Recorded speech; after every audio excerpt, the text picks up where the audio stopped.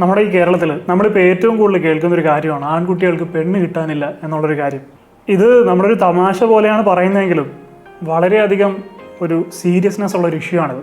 അപ്പോൾ ഇതിനെപ്പറ്റി ഡീറ്റെയിൽ ആയിട്ടൊന്ന് നോക്കുകയാണെങ്കിൽ ഒരുപാട് ഫാക്ടേഴ്സ് നമുക്കിതിന് കണ്ടെത്താൻ സാധിക്കും. കാരണം ഇന്ത്യയിൽ തന്നെ ഏറ്റവും ബെറ്റർ ആയിട്ടുള്ള മെയിൽ ഫീമെയിൽ റേഷ്യോ ഉള്ള ഒരു സംസ്ഥാനമാണ് കേരളം എന്ന് പറയുന്നത്. ഇപ്പോൾ കല്യാണത്തിൻ്റെ കാര്യം മാത്രമല്ല, അല്ലാതെ നമ്മൾ നോക്കുകയാണെങ്കിൽ ഒരുപെട്ട എല്ലാ പെൺകുട്ടികളും കമ്മിറ്റഡ് ആയിരിക്കും, പക്ഷേ ഒരുപെട്ട എല്ലാ ആൺകുട്ടികളും സിംഗിൾ ആയിരിക്കും. അപ്പോൾ നമ്മൾ ആലോചിക്കുക എങ്ങനെയാണ് ഇത് സംഭവിക്കുന്നത്? കാരണം മെയിൽ ഫീമെയിൽ റേഷ്യോ ഒക്കെ ഏകദേശം ഒരുപോലാണ്, എന്നിട്ടും പെൺകുട്ടികൾ കൂടുതൽ കമ്മിറ്റഡ് ആയിട്ടിരിക്കുകയും ആൺകുട്ടികൾ കൂടുതൽ സിംഗിൾ ആയിട്ടിരിക്കുകയും ചെയ്യുന്നു. അപ്പോൾ ശരിക്കും പറഞ്ഞു കഴിഞ്ഞാൽ ഇതിൽ നിന്ന് നമുക്ക് മനസ്സിലാക്കാൻ സാധിക്കുന്ന ഒരു പോസിബിലിറ്റി എന്ന് പറയുന്നത്, ഒരു ആൺകുട്ടിക്ക് ഒന്നിൽ കൂടുതൽ കാമുകി ഉണ്ടായാൽ മാത്രമല്ല ഇത്രത്തോളം പെൺകുട്ടികൾ കമ്മിറ്റഡ് ആകുകയും ഇത്രത്തോളം ആൺകുട്ടികൾ സിംഗിൾ ആകുകയും ചെയ്യുള്ളൂ. കാരണം അല്ലെങ്കിൽ 1:1 എന്നുള്ള ഏകദേശം റേഷ്യോ ആണെങ്കിൽ ഒരു പെൺകുട്ടിക്ക് ഒരു ആൺകുട്ടി എന്നുള്ള രീതിയിലാണെങ്കിൽ എത്രത്തോളം ആൺകുട്ടികൾ സിംഗിൾ ആയിരിക്കുന്നോ അത്രത്തോളം പെൺകുട്ടികൾ സിംഗിൾ ആയിരിക്കണ്ടേ? അങ്ങനെ ചിന്തിക്കുകയാണെങ്കിൽ ഒരു മൈനോറിറ്റി വരുന്ന ആൺകുട്ടികൾക്കാണ് ഗേൾ ഫ്രണ്ട് ഉള്ളത്. അപ്പോൾ ആ മൈനോറിറ്റിയിൽ വരുന്ന ആൺകുട്ടികളുമായിട്ട് ഒരുപാട് പെൺകുട്ടികൾക്ക് റിലേഷൻഷിപ്പ് ഉണ്ടാകാൻ സാധ്യതയുണ്ട്.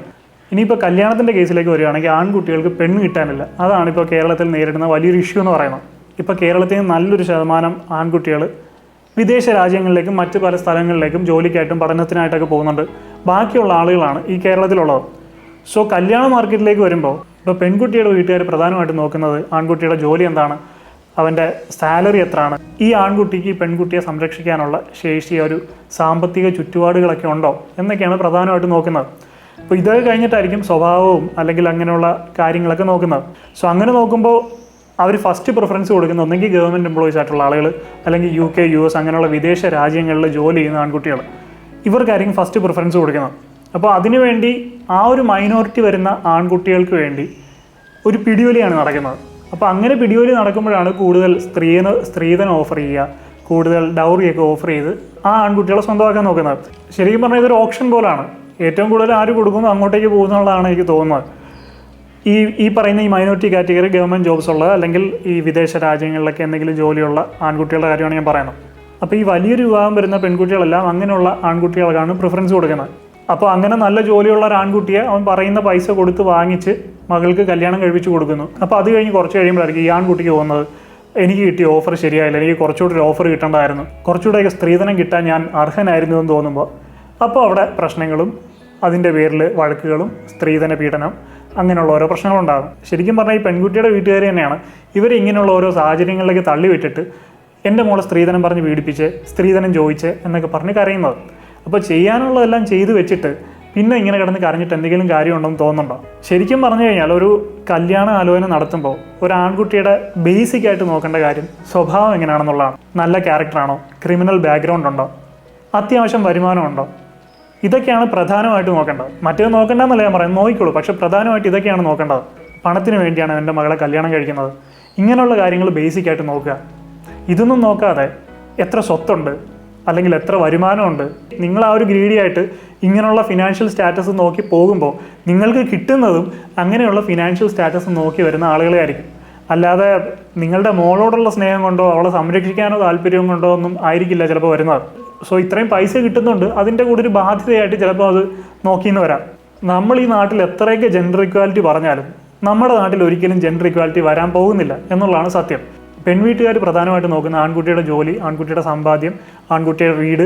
പക്ഷേ ഏതെങ്കിലും ആൺകുട്ടിയുടെ വീട്ടുകാർ പെണ്ണിൻ്റെ ജോലി എന്താണ്, പെണ്ണിന് ജോലിയുണ്ടോ, മാസം എത്ര രൂപ ശമ്പളം കിട്ടും, എൻ്റെ മോനെ സംരക്ഷിക്കാൻ കഴിയുമോ, അല്ലെങ്കിൽ വിദേശത്ത് ജോലിയുള്ള പെൺകുട്ടിയാണെങ്കിൽ എൻ്റെ മോനെയും കൂടി വിദേശത്ത് കൊണ്ടുപോകുമോ എന്നൊക്കെ ഏതെങ്കിലും ആൺകുട്ടിയുടെ വീട്ടുകാർ ചിന്തിക്കുന്ന കണ്ടിട്ടുണ്ടോ? അതുപോലെ തന്നെ നേരെ തിരിച്ചും നിങ്ങളുടെ പയ്യൻ എന്ത് കൊടുക്കും, എത്ര സ്ത്രീധനം കൊടുക്കും എന്ന് ഏതെങ്കിലും പെൺകുട്ടിയുടെ വീട്ടുകാർ ചോദിക്കാൻ നിങ്ങൾ കേട്ടിട്ടുണ്ടോ? സോ ജെൻഡർ ഇക്വാലിറ്റി ഒന്നും അടുത്ത കാലത്തൊന്നും ഇവിടെ വരാൻ പോകുന്നില്ല.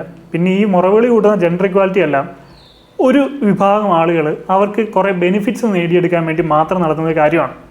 അതേസമയം അവർക്കൊരു പ്രശ്നം ഉണ്ടാകുമ്പോൾ ഈ പറഞ്ഞ ആളുകൾ ഈ ജെൻഡർ ഇക്വാലിറ്റി എല്ലാം വിട്ടിട്ട് അവരവിടെ വിക്ടിം കാർഡ് കളിക്കുകയും അവരുടെ ജെൻഡർ കൊണ്ട് നേടിയെടുക്കാൻ പറ്റുന്ന നിയമത്തിൻ്റെ പരിരക്ഷയെല്ലാം നേടിയെടുക്കുകയും ചെയ്യും. അപ്പോൾ അവരൊരിക്കലും പറയില്ല ഇവിടെ ജെൻഡർ ഇക്വാലിറ്റി വേണം, സ്ത്രീക്കും പുരുഷനും ഒരേ നിയമം വേണമെന്ന് ഒരിക്കലും അവർ പറയില്ല.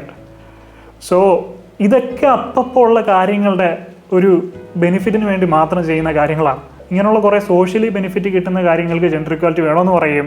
എന്നാൽ നിയമപരമായിട്ടും മറ്റു കാര്യങ്ങളും കിട്ടുന്ന പരിരക്ഷയ്ക്ക് വേണ്ടി ജെൻഡർ ഇക്വാലിറ്റിയെ കൈവിടുകയും ചെയ്യുന്ന ആളുകളാണ് ഇവിടെ ജെൻഡർ ഇക്വാലിറ്റിക്ക് വേണ്ടി മുറവിളി കൂട്ടുന്ന 90% ആളുകളും. അതുപോലെ തന്നെ നമ്മൾ നേരത്തെ പറഞ്ഞ പോലെ പെൺവീട്ടുകാർ നോക്കുന്ന ആൺകുട്ടിയുടെ ജോലിയും സമ്പാദ്യവും ശമ്പളം എത്ര കിട്ടും, വിദേശത്തേക്ക് പെണ്ണിനെ കൊണ്ടുപോകും, ഇതൊക്കെയാണെങ്കിൽ ആൺകുട്ടി പ്രധാനമായിട്ട് നോക്കുന്നത് പെണ്ണ് വെളുത്തതാണോ, പെണ്ണിന് സൗന്ദര്യമുണ്ടോ, ഈ 2 കാര്യങ്ങളാണ്. ഇത് കഴിഞ്ഞിട്ട് പിന്നെ പ്രധാനമായിട്ട് നോക്കുന്നത് എത്ര രൂപ കിട്ടും, സ്ത്രീധനം എന്ത് കിട്ടും. അത് ഈ മൈനോറിറ്റി വരുന്ന ആളുകളാണ്. ഒന്നെങ്കിൽ ഗവൺമെൻറ് ജോബോ അല്ലെങ്കിൽ ഇങ്ങനെയുള്ള എന്തെങ്കിലും വിദേശത്ത് ജോലി അങ്ങനെയൊക്കെയുള്ള ആളുകളാണ് എത്ര രൂപ കിട്ടും എന്ന് പ്രധാനമായിട്ട് നോക്കുന്നത്. എന്നാൽ ഈ പെണ്ണ് ഞാനുമായിട്ട് യോജിച്ചു പോവുമോ, അല്ലെങ്കിൽ ഞങ്ങളുടെ ക്യാരക്ടേഴ്സ് തമ്മിൽ മാച്ച് ആവുമോ, ഈ പെണ്ണിൻ്റെ സ്വഭാവം എങ്ങനെയാണ് എന്നൊന്നും മനസ്സിലാക്കാൻ ശ്രദ്ധിക്കുന്നില്ല. ആ ഒരു തൊലിവെളുപ്പും സൗന്ദര്യം കൊണ്ട് കല്യാണം കഴിക്കുക, ആ കല്യാണം കഴിച്ച് വീട്ടിൽ കൊണ്ടുവന്ന് കഴിഞ്ഞായിരിക്കും ചിന്തിക്കുന്നത്, ഓ ഇത് നമ്മളോട് മാച്ച് ചെയ്ത് പോകുന്നില്ലോ. ആദ്യത്തെ പുതുമോടിയിൽ 1-2 ദിവസം അല്ലെങ്കിൽ ഒരാഴ്ച അഡ്ജസ്റ്റ് ചെയ്യും, പിന്നെ പതിയെ അടിയും വഴക്കൊക്കെ തുടങ്ങാൻ തുടങ്ങും. അല്ലെങ്കിൽ അത് ചിലപ്പോൾ ഒരു ഡിവോഴ്സിലേക്കോ അല്ലെങ്കിൽ മറ്റ് പ്രശ്നങ്ങളിലേക്കോ ചെന്ന് കലാശിക്കുകയാണ് പതിവ്. ഇപ്പോൾ നിങ്ങൾ ഈ വീഡിയോ കാണുന്നെങ്കിൽ നിങ്ങൾക്ക് ഈ വീഡിയോ ആയിട്ട് റിലേറ്റ് ചെയ്യാൻ സാധിക്കുന്നുണ്ടെങ്കിൽ, കഴിഞ്ഞ കുറേ ദിവസങ്ങളിലായിട്ട് ഇൻസ്റ്റാഗ്രാമിൽ കുറേ ആളുകൾ എനിക്ക് അയച്ച മെസ്സേജിനെ ബേസ് ചെയ്തിട്ടാണ് ഇങ്ങനൊരു വീഡിയോ ചെയ്യാമെന്ന് ഞാൻ വിചാരിച്ചത്. കാരണം ഇവരയച്ച മെസ്സേജിൻ്റെയൊക്കെ കണ്ടന്റ് പല പല രീതിയിലുള്ളതാണെങ്കിലും ഇതിൻ്റെ എല്ലാം ബേസ് എന്ന് പറയുന്നത് ഈ ഒരു സംഭവം തന്നെയാണ്. അതുകൊണ്ടാണ് ഇതിനെ ബേസ് ചെയ്തൊരു വീഡിയോ ചെയ്യാമെന്ന് ഞാൻ വിചാരിച്ചത്. ഇപ്പോൾ നിങ്ങൾക്ക് ഇതുമായിട്ട് റിലേറ്റ് ചെയ്യാൻ സാധിക്കുന്നുണ്ടെങ്കിൽ, ഇപ്പോൾ നിങ്ങളുടെ വീട്ടിൽ നിങ്ങൾക്കൊരു വിവാഹം ആലോചിച്ച് തുടങ്ങുകയാണെങ്കിൽ ദയവായി നിങ്ങളുടെ പേരൻസിനെ വിളിച്ചിരുത്തി ഈ വീഡിയോ ഒന്ന് കാണിക്കാൻ പറ്റുമെങ്കിൽ ഒന്ന് കാണിക്കുക. കാരണം കുറച്ചൊക്കെ ചിന്തിക്കുന്ന ആളുകൾക്ക് അല്ലെങ്കിൽ കുറച്ചൊക്കെ ആശയങ്ങൾ ഉൾക്കൊള്ളാൻ താല്പര്യമുള്ള ആളുകൾക്ക് അത് ഉൾക്കൊള്ളാൻ സാധിക്കും. അല്ലാത്ത ആളുകൾ ഇനിയിപ്പോൾ ഞാനല്ല വേറെ ആരും ഇവിടെ വന്ന് പറഞ്ഞെന്ന് പറഞ്ഞാലും അവരൊരു വിധത്തിലുള്ള മാറ്റത്തിനും തയ്യാറാകാൻ പോകുന്നില്ല. അപ്പോൾ കുറച്ച് ആളുകളെങ്കിലും, ഒരു 100 പേര് കാണുന്നതിൽ ഒരാളെങ്കിലും മാറി ചിന്തിച്ചു കഴിഞ്ഞാൽ അതൊരു വലിയ കാര്യമാണ്. സോ നിങ്ങളുടെ അച്ഛനും അമ്മയ്ക്കും ഒക്കെ ഈ വീഡിയോ ഒന്ന് അയച്ചു കൊടുക്കാൻ ശ്രമിക്കുക. അപ്പോൾ ചിലപ്പോൾ നിങ്ങൾ ആലോചിക്കുന്നുണ്ടാവും, അങ്ങനെയാണെങ്കിൽ ഈ അറേഞ്ച്ഡ് മാരേജിനേക്കാളും നല്ലത് ലവ് മാരേജ് അല്ലേ. അപ്പോൾ അതിനകത്ത് വരുന്നൊരു പ്രശ്നം എന്താണെന്ന് വെച്ച് കഴിഞ്ഞാൽ തീർച്ചയായിട്ടും ലവ് മാരേജ് നല്ലത് തന്നെയാണ്. പക്ഷേ അതിനകത്ത് മെയിനായിട്ടൊരു 90% ലവ് മാരേജും ഫെയിലിയർ ആകാൻ കാരണം എന്ന് വെച്ച് കഴിഞ്ഞാൽ കൂടുതൽ ലവ് മാരേജ് നടക്കുന്നത് ഈ വീട്ടുകാരുടെ സമ്മതമോ അല്ലെങ്കിൽ അവരുടെ ഒരു കോപ്പറേഷനോ ഒന്നും ഇല്ലാതെയാണ്. സോ അതുകൊണ്ട് തന്നെ മുഴുവൻ ഉത്തരവാദിത്വവും ഈ പെൺകുട്ടിയുടെയും ആൺകുട്ടിയുടെയും ചുമലിലാണ്. അപ്പോൾ ഇവർ തമ്മിൽ എന്തെങ്കിലും ഒരു ചെറിയ വഴക്കൊക്കെ ഉണ്ടാകുമ്പോൾ ഇവരെ ഒന്ന് സമാധാനിപ്പിക്കാനോ അല്ലെങ്കിൽ ഇവരെ ഒന്ന് ആ പ്രശ്നം ഒന്ന് സോൾവ് ചെയ്ത് വിടാനോ ഒന്നും അവിടെ വീട്ടുകാർ കാണില്ല. അപ്പോൾ ഇവർ തമ്മിൽ കുറേശ്ശെ വഴക്കുണ്ടായി തെറ്റി പിന്നെ അതിനിടയ്ക്ക് ഒരുപാട് കാര്യങ്ങൾ വന്ന് കയറും. കാരണം ഇവൾക്ക് വേണ്ടിയാണല്ലോ ഞാൻ വീട്ടുകാരെ വെറുപ്പിച്ചത്, ഇവന് വേണ്ടിയാണല്ലോ ഞാൻ വീട്ടുകാരെ വെറുപ്പിച്ചത്, അവരിപ്പോൾ ഞാനുമായിട്ട് സഹകരിക്കുന്നില്ലല്ലോ, അങ്ങനെയുള്ള ഒരുപാട് കുറ്റബോധങ്ങൾ വരും ഈ വീട്ടുകാർ സഹകരിക്കാത്തിടത്തോളം കാലം. കാരണം എത്രയൊക്കെയെന്ന് പറഞ്ഞാലും നമ്മുടെ അച്ഛനും അമ്മയൊക്കെ നമുക്ക് പ്രിയപ്പെട്ട ആളുകൾ തന്നെയാണ്. അപ്പോൾ അവരെ വെറുപ്പിച്ചുകൊണ്ട് കുറേ നാളിങ്ങനെ റെസിസ്റ്റ് ചെയ്ത് നിന്ന് കഴിയുമ്പോൾ ഒരുപെട്ട എല്ലാ ആളുകൾക്കും അതൊരു മടുപ്പുണ്ടാകുകയും അങ്ങനെയാണെങ്കിൽ ഇതിവിടം കൊണ്ട് അവസാനിപ്പിക്കാമെന്ന് വിചാരിക്കുകയും ചെയ്യും. അതാണ് 90% ലവ് മാരേജും ഫെയിലിയർ ആവാനുള്ള ഒരു പ്രധാന കാരണം. അതേസമയം ഈ അറേഞ്ച്ഡ് മാരേജസ് ഒന്നും വലിയ കുഴപ്പമില്ലാതെ പോകുന്നതിൻ്റെ കാരണം, എന്നാൽ ചെറുക്കനും പെണ്ണും പരസ്പരം മനസ്സിലാക്കി ഇഷ്ടപ്പെട്ട് കല്യാണം കഴിക്കാഞ്ഞിട്ട് പോലും അറേഞ്ച്ഡ് മാരേജ് വലിയ കുഴപ്പമില്ലാതെ പോകുന്നതിൻ്റെ ഒരു പ്രധാന കാരണം എന്ന് പറയുന്നത് ഇവർ തമ്മിൽ എന്തെങ്കിലും ചെറിയ പ്രശ്നം ഉണ്ടാകുമ്പോഴേ വീട്ടുകാർ അതിനകത്ത് കയറി സംസാരിച്ച് അവർ ഫുൾ സപ്പോർട്ട് കൊടുത്ത് ഇവർ രണ്ടുപേരെയും വീണ്ടും ഒന്നിപ്പിക്കാൻ നല്ലൊരു ഫോഴ്സ് അവിടെ ഉണ്ടാകും. അപ്പം ഇവർ വിചാരിക്കാം ഇനി എന്തെങ്കിലും ആകട്ടെ, ഇവർക്ക് വേണ്ടി ജീവിക്കാം എന്നുള്ള രീതിയിൽ വലിയ പ്രശ്നമൊന്നും ഉണ്ടാക്കാതെ അതുമായി പൊരുത്തപ്പെട്ട് കിട്ടിയതുമായി അഡ്ജസ്റ്റ് ചെയ്യപ്പെട്ട് ജീവിച്ച് മുന്നോട്ട് പോകും. പക്ഷേ മനസ്സുകൊണ്ട് ഇവർ തമ്മിൽ വലിയൊരു അടുപ്പം ഉണ്ടാവില്ല. അങ്ങനെ പതിയെ എക്സ്ട്രാ മാരിറ്റൽ അഫയേഴ്സിലേക്കൊക്കെ പോകുന്ന സാധ്യത. ഇതിങ്ങനെ റിലേഷൻഷിപ്പോട്ട് ഇവിടെ കിടക്കട്ടെ, എനിക്ക് വേണ്ടത് ഞാൻ പുറത്തു പോയി എൻജോയ് ചെയ്യാമെന്നുള്ള രീതിയിൽ ഒരേ മൈൻഡ് സെറ്റിലുള്ള ഒരാളെ കിട്ടുകയാണെങ്കിൽ അവിടെ പോയിട്ട് ഇവർ അങ്ങനൊരു എക്സ്ട്രാ മാരിറ്റൽ അഫയേഴ്സിലേക്കൊക്കെ പോകും. പക്ഷെ പുറത്തുനിന്ന് നോക്കുമ്പോൾ ഇവർ നല്ലൊരു ഫാമിലി ആയിട്ട് നല്ലൊരു റിലേഷൻഷിപ്പായിട്ട് പോകുന്നു. അപ്പോൾ ഇതാണ് ഈ രണ്ടിൻ്റെയും കേസ്. അല്ലെങ്കിൽ എങ്ങനെയെങ്കിലും പോട്ടെ എന്നുള്ള രീതിയിൽ ചിലപ്പോൾ നമ്മൾ കണ്ടിട്ടില്ലേ, ചില ഭാര്യയും ഭർത്താവൊക്കെ 2 മുറിയിലായിരിക്കും കിടക്കുന്നത്, പക്ഷേ പുറത്തുനിന്ന് നോക്കുമ്പോൾ ഇവർ രണ്ടുപേരും ഒരു വീട്ടിൽ താമസിക്കുന്നുണ്ടാകും. അപ്പോൾ എൻ്റെ ഒരു അഭിപ്രായത്തിൽ അങ്ങനെ ഒരു പരിചയമില്ലാതെ നമ്മളുമായിട്ട് മാച്ചായി പോകുമോ ഇല്ലേ എന്നൊന്നും അറിയാതെ കുറച്ച് പൈസയുടെ പേരിൽ, അല്ലെങ്കിൽ ആൺകുട്ടിക്ക് നല്ല ജോലി ഉണ്ടെന്നുള്ള പേരിൽ, നല്ല സമ്പാദ്യം ഉണ്ടെന്നുള്ള പേരിൽ, അല്ലെങ്കിൽ പെൺകുട്ടി നല്ല സ്ത്രീധനം തരും എന്നുള്ള പേരിൽ, അല്ലെങ്കിൽ സൗന്ദര്യം മാത്രം കണ്ട് ഇങ്ങനെയൊക്കെയുള്ളൊരു റിലേഷൻഷിപ്പിലേക്ക് പോകാതിരിക്കുക. ആദ്യം സൗന്ദര്യം ബേസിക്കായിട്ട് തീർച്ചയായിട്ടും നമ്മൾ ആദ്യം ഒരാൾ കാണുമ്പോൾ നമ്മൾ ബേസിക്കായിട്ട് അവരുടെ ബാഹ്യമായിട്ടുള്ള സൗന്ദര്യം ആണ് നമ്മൾ ബേസിക്കായിട്ട് നോക്കുന്നത്. അതുണ്ടെങ്കിൽ മാത്രമേ നമുക്ക് അവരോട് അട്രാക്ഷൻ തോന്നുള്ളൂ. ആ അട്രാക്ഷനാണ് പിന്നീട് അവരോട് സംസാരിച്ച് കഴിയുമ്പോൾ പിന്നെ അവരുടെ ക്യാരക്ടറൊക്കെ നമുക്ക് ഇഷ്ടമാണെങ്കിൽ ഒരു ഇഷ്ടമായിട്ടും പ്രണയമായിട്ടൊക്കെ മാറുന്നത്. സോ ആ ഒരു കേസിൽ തീർച്ചയായിട്ടും അതൊക്കെ നോക്കുക, നിങ്ങളുടെ ബേസിക് ആയിട്ടുള്ള കാര്യങ്ങളൊക്കെ നോക്കുക. പിന്നീട് അവരോട് സംസാരിച്ച് നമ്മളുമായിട്ട് യോജിച്ച് പോകുന്ന ആളാണോ എന്ന് നോക്കുക. ഇപ്പം നിങ്ങൾ തെക്കെന്ന് പറയുമ്പോൾ നിങ്ങളുടെ പാർട്ട്ണർ വടക്കെന്നാണ് പറയുന്നതെങ്കിൽ ഒരിക്കലും നിങ്ങൾക്ക് സമാധാനമായിട്ടുള്ളൊരു ലൈഫ് അവിടെ കിട്ടില്ല. നിങ്ങൾ പിന്നെ അതുമായിട്ട് അഡ്ജസ്റ്റ് ചെയ്ത് പോകേണ്ടി വരും. ഇന്നത്തെ ജനറേഷൻ എന്ന് പറയുന്നത് നിസ്സാരം ആമസോണിൽ നിന്നൊരു പ്രോഡക്റ്റ് വാങ്ങിക്കുക പോലും അതിൻ്റെ 5 സ്റ്റാർ റേറ്റിംഗ് നോക്കി അതിനകത്ത് അത് കൊടുത്തിരിക്കുന്ന 10-15 ഫോട്ടോ നോക്കി, പിന്നെ അതിൻ്റെ റിവ്യൂസ് മുഴുവൻ വായിച്ച് നോക്കി. ഇതൊന്നും പോരെങ്കിൽ യൂട്യൂബിലും കൂടെ കയറി അതിൻ്റെ റിവ്യൂ ഒക്കെ കണ്ടിട്ട് ഒരു നിസ്സാര സാധനമായ ജനറേഷനാണ് ഏതെങ്കിലും ഒരു മാട്രിമോണിയിൽ 1-2 ഫോട്ടോയും കണ്ട് അതിനകത്ത് അവർ കൊടുത്തിരിക്കുന്ന 3 സെൻറ്റൻസ് ഡിസ്ക്രിപ്ഷനും വായിച്ചിട്ട് പെണ്ണ് കാണാൻ പോയി ഒരു പരിചയമില്ലാത്ത ഒരാളെ വിവാഹം കഴിക്കുന്നതാണ്. പിന്നെ ജീവിതം ഫുള്ള് ഒരു അഡ്ജസ്റ്റ്മെൻ്റ് ആണ്. ഒരുപാട് മെസ്സേജസ് എനിക്ക് ഇൻസ്റ്റാഗ്രാമിൽ കിട്ടാറുണ്ട്. അതിൽ അവരുടെ പ്രൊഫൈൽ എടുത്ത് നോക്കുമ്പോൾ അവരുടെ പാർട്ട്ണറിൻ്റെ കൂടെ ഭയങ്കര ഹാപ്പി ആയിട്ട് നിൽക്കുന്ന ഫോട്ടോസൊക്കെ ആയിരിക്കും. Hubby's queen, my wife, my world, ഇങ്ങനെയൊക്കെ പറഞ്ഞ് ടൈറ്റിലൊക്കെ ഇട്ടിട്ട് ഉള്ള ആളുകളായിരിക്കും. പക്ഷേ അവരുടെ ജീവിതം നേരെ ഓപ്പോസിറ്റ് ആയിരിക്കും. ഒരു വിധത്തിലും അഡ്ജസ്റ്റ് ചെയ്ത് പോകാൻ പറ്റാത്ത രീതിയിലുള്ളൊരു ലൈഫ് ആളുകളെ കാണിക്കാൻ വേണ്ടി നല്ലതാണ് എന്ന് ഭാവിച്ച് ജീവിക്കുന്ന ഒരുപാട് ആളുകളുണ്ട്. അപ്പോൾ നിങ്ങളുടെ ഈ രക്ഷിതാക്കൾ ഇതിന് പറയുന്ന ഒരു എക്സ്ക്യൂസ് എന്താണെന്ന് വെച്ച് കഴിഞ്ഞാൽ, ഞാൻ നിൻ്റെ അമ്മയുടെ മുഖം ആദ്യമായിട്ട് കണ്ടത് പെണ്ണ് കാണാൻ പോയപ്പോഴാണ്, അല്ലെങ്കിൽ താലി കെട്ടുമ്പോഴാണ് ആദ്യമായിട്ട് കണ്ടത്, അല്ലെങ്കിൽ ഞാൻ നിൻ്റെ അച്ഛൻ്റെ മുഖം ആദ്യമായിട്ട് കണ്ടത് താലി കെട്ടാൻ വന്നപ്പോഴാണ്, ഇങ്ങനെയൊക്കെ പറയുന്ന രക്ഷിതാക്കളുണ്ടാകാം. പക്ഷെ ഒരു കാര്യം ചിന്തിക്കേണ്ടത്, അന്നത്തെ കാലമല്ല ഇന്നത്തെ കാലം. കാലം ഒരുപാട് മാറി. അന്ന് ഒരു പാർട്ട്ണർ പോയാൽ മറ്റൊരു പാർട്ട്ണറെ കിട്ടാൻ വലിയ പാടാണ്. അതുകൊണ്ട് ഒരുപാടൊക്കെ അഡ്ജസ്റ്റ് ചെയ്ത് പോകും. പണ്ടത്തെ കാലത്ത് നിങ്ങൾ കേട്ടിട്ടുണ്ടോ, ഒരു കാമുകൻ നഷ്ടപ്പെട്ട് കഴിഞ്ഞാൽ അവരെ ഓർത്ത് ജീവിതകാലം മുഴുവൻ ഇരിക്കുന്ന കാമുകൻ, അല്ലെങ്കിൽ കാമുകൻ നഷ്ടപ്പെട്ട് കഴിഞ്ഞാൽ അവരെ ഓർത്ത് ജീവിതകാലം മുഴുവൻ ഇരിക്കുന്ന കാമുകി. അങ്ങനെയൊക്കെ ഇന്നത്തെ കാലത്ത് നിങ്ങൾ എവിടെയെങ്കിലും കേൾക്കുന്നുണ്ടോ? കാരണം ഇന്നത്തെ കാലത്ത് പെയിനിന് അത്രത്തോളം ഇൻറ്റൻസിറ്റി ഇല്ല, റിലേഷൻഷിപ്പിന് അത്രത്തോളം ഡെപ്ത് ഇല്ല. ഒന്ന് പോയാൽ തൊട്ടടുത്ത നിമിഷം അടുത്തത് അവൈലബിൾ ആണ്. അവൈലബിലിറ്റി ഒരുപാടാണ്. സോഷ്യൽ മീഡിയയിലൂടെയും ഇൻസ്റ്റാഗ്രാം, മറ്റ് സോഷ്യൽ മീഡിയ പ്ലാറ്റ്ഫോംസിലൂടെയൊക്കെ ചോയ്സസ് ഒരുപാടുണ്ട്. അതുകൊണ്ട് ഒരെണ്ണത്തിന് വേണ്ടി മാത്രം സഹിച്ചോ ക്ഷമിച്ചോ നിൽക്കേണ്ട കാര്യമില്ല. ഒന്നും പറ്റുന്നില്ലെന്ന് തോന്നിക്കഴിഞ്ഞാൽ അടുത്തയിലേക്ക് പോകുന്ന കാലഘട്ടമാണ്. നമ്മൾ ഇതിനു മുമ്പ് തന്നെ നമ്മുടെ ചാനലിൽ ചെയ്ത ഒരുപാട് ആൾക്കാരുടെ കേസ് എടുത്ത് ചെയ്ത വീഡിയോസിൽ ഞാൻ പറഞ്ഞായിരുന്നു, ഒരാളെ വെച്ചുകൊണ്ട് തന്നെ 2-3 പേരെയൊക്കെ പ്രേമിക്കുന്ന ഒരുപാട് ആളുകൾ. അതുപോലെ തന്നെ ഒരു റിലേഷൻഷിപ്പ് ബ്രേക്കപ്പ് ആയി കഴിഞ്ഞാൽ അടുത്ത ദിവസം അടുത്ത റിലേഷൻഷിപ്പിലേക്ക് പോവുകയാണ്. അപ്പം അതാണ് ശരിക്കും ഇന്നത്തെ കാലം. ഇപ്പം ഇങ്ങനെ പോകുന്ന ആൾക്കാരുടെ ഇടയിലേക്ക് പഴയ കസ്റ്റമുള്ള ഫോട്ടോ കണ്ടിട്ട് കല്യാണം കഴിക്കുക, അല്ലെങ്കിൽ ഒന്നും സംസാരിക്കാതെ കല്യാണം കഴിക്കുക, അതൊന്നും ഒരിക്കലും പ്രാക്ടിക്കൽ ആയിട്ടുള്ളൊരു കാര്യമല്ല. ഇന്നൊരു റിലേഷൻഷിപ്പ് ശരിക്കും നിന്ന് പോകാൻ തന്നെ ലാസ്റ്റ് ചെയ്യാൻ വളരെ ബുദ്ധിമുട്ടാണ്. വളരെ ബുദ്ധിമുട്ടെന്ന് പറഞ്ഞു കഴിഞ്ഞാൽ വളരെ ബുദ്ധിമുട്ടാണ് ഒരു റിലേഷൻഷിപ്പ് ലാസ്റ്റ് ചെയ്യുക എന്ന് പറഞ്ഞു കഴിഞ്ഞാൽ. പ്രധാന കാരണം ചോയ്സസ് ഒരുപാടുണ്ടെന്നുള്ളത് തന്നെയാണ്. നീ ഇല്ലെങ്കിൽ അടുത്ത ആൾ എന്നുള്ളൊരു മൈൻഡ് സെറ്റാണ് ഇപ്പോൾ ആളുകൾക്ക്. അതുകൊണ്ട് തന്നെ ഒരു റിലേഷൻഷിപ്പ് ലാസ്റ്റ് ചെയ്യണമെങ്കിൽ അവർ തമ്മിൽ അത്രത്തോളം ഒരു ബോണ്ടിങ് ഉണ്ടെങ്കിൽ മാത്രമേ ആ റിലേഷൻഷിപ്പ് ഇന്നത്തെ കാലത്ത് ലാസ്റ്റ് ചെയ്യുള്ളൂ. ഇപ്പോൾ പണ്ടുള്ള കാലങ്ങളിലെ മാരേജ് റിലേഷൻഷിപ്പുകളൊക്കെ വലിയ കുഴപ്പമില്ലാതെ പോകുന്നതിൻ്റെ ഒരു പ്രധാന കാര്യം സ്ത്രീകൾ അവിടെ അഡ്ജസ്റ്റ് ചെയ്യും.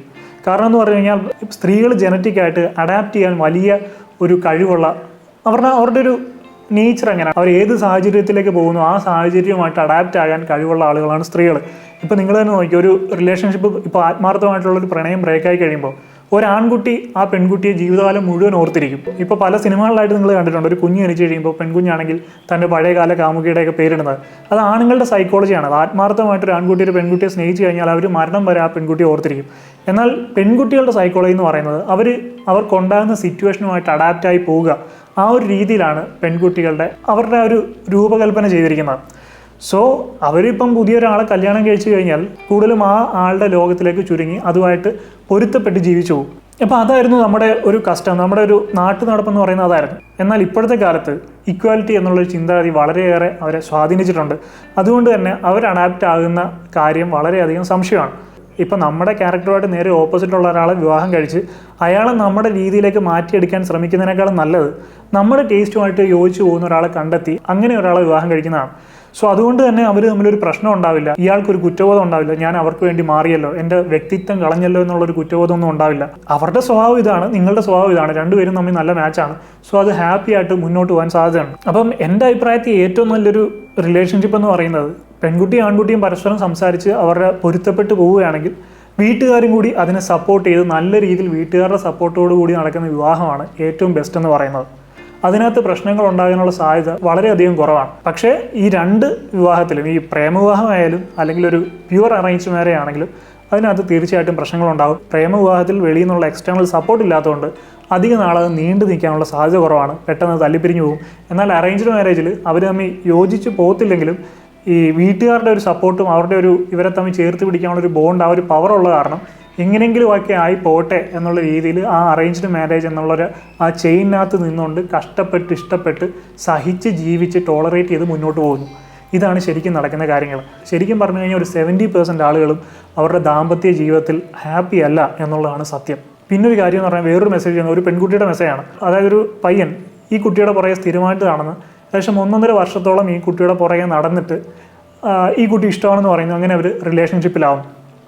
അപ്പോൾ ശരിക്കും ഈ പെൺകുട്ടിക്ക് ആദ്യം മുതലേ ഈ ആൺകുട്ടി ഇഷ്ടമായിരുന്നു. ആദ്യം മുതലേ ഈ പെൺകുട്ടിയുടെ ഭാഗത്തുനിന്ന് അവന് ഇഷ്ടമാണെന്നുള്ള സൈൻസ് ഒക്കെ കൊടുക്കുമായിരുന്നു.